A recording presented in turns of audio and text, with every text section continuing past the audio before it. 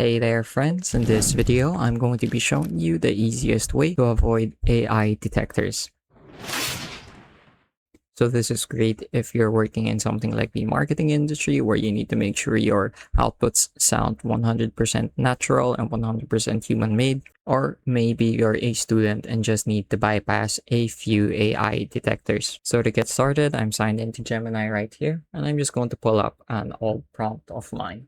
So here it is. As you can see, I wrote a quick little prompt. Write me a paragraph about a water bottle product.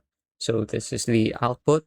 And overall, it's pretty high quality in terms of content and in terms of how natural it sounds already. But these large language models still tend to follow a formula or a pattern, and this is what gets them detected. So to remedy this, we're just going to copy and paste this into a Humanizer program. The one I like to use is called GPT Human. If you'd like to use the same thing, you can go ahead and just go to gpthuman.ai. So it's 100% free, although there are subscription plans if you do ever need them. So I've already pasted it here and generated a response.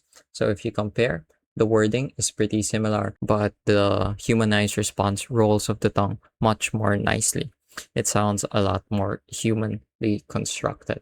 So there are a few metrics that you can also look like. You have your human score, which is basically just how likely it is to pass an AI detector and how human it sounds.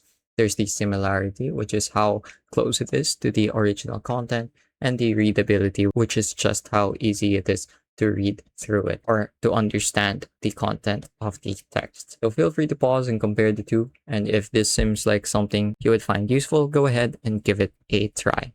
That's pretty much it for this video though. I hope I was able to teach you something new and something useful. And as always, thank you for watching.